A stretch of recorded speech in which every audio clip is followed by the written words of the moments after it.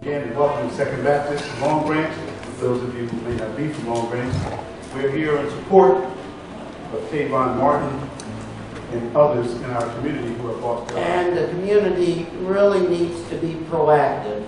We, Brother Billy and David A. Brown and I sat down and we talked about the fact that Mr. Sullivan is in jail. And some people would say, well, now that he's in jail, that situation is over. No, it's not over. It's just we believe it's just the tip of the iceberg. It is an opportunity for us to look at not only what's happening in Florida, but what's happening in Long Branch, what's happening in Asbury Park, what is happening all over Monmouth County and the state of New Jersey. We have to be proactive now. Outraged by what Mr. Zimmerman did. We're supposed to be outraged by what the law says. There's no doubt about that. That plea was the excuse they used. But even in talking earlier to my mayor, if he walked in here with a hoodie on, you would not be surprised when you see him at the game with a hoodie on. Right? It's just what we do. Always. We put them on. It's cold outside. It says Long Branch on it or whatever. It doesn't say I'm a thug. It says that I want to be warm. I'll put it. Haven't even understood who they are as of yet.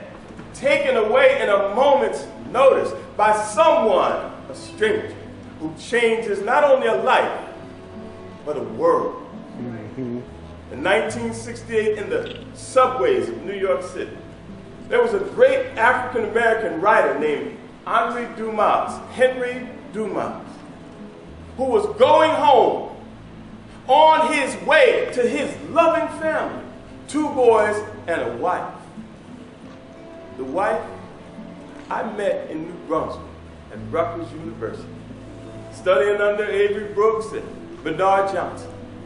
And she was always there, Miss Loretta Dumas, and Mike and David. David, the oldest son, and Mike, the youngest son. Now, to show you about things that affect and change him, it was in 1968 that their father was murdered in cold blood by the police in the subways of New York City. And it was in approximately 1998 that the eldest son, David, committed suicide. So there are not just short results of these crimes that devastate our communities, but there are long-lasting results. Now there's another thing that Mr. West alluded to. It takes a village to raise a child. But the Africans include another aspect of that. If it takes a village to raise a child, what is your role in that village?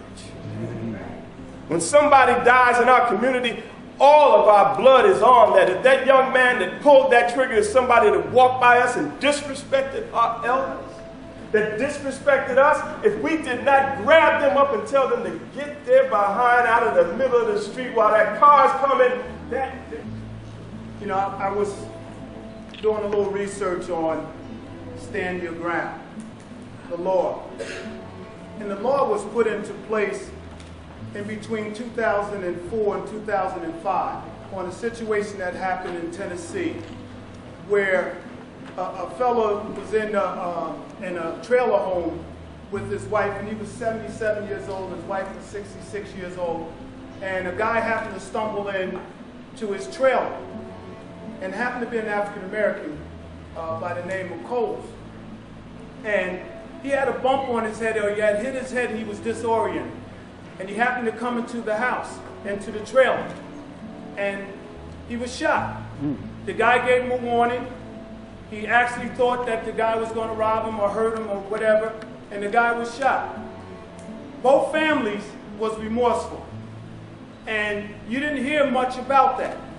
However, in 2004, 2005, the NRA got behind this couple and said, we must enact this new law, because this guy had to go to trial for 6 months, and they said it was too much.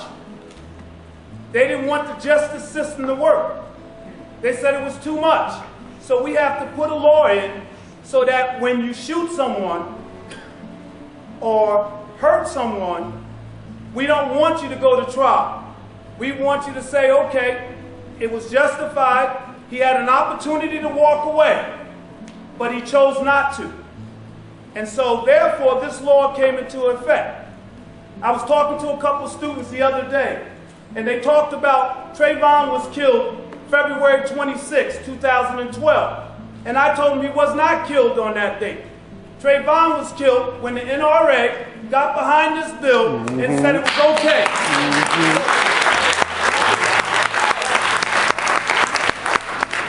So we must not get it twisted in life. See, if we're not proactive, then we're reactive. And that's what we're doing today. We're reacting to what happened to Trayvon. But see, if we would have reacted in 2004 and 2005, Trayvon would still be alive. Because that law, see, Mr. Zimmerman, he thought it was okay. He thought it was okay to pursue him.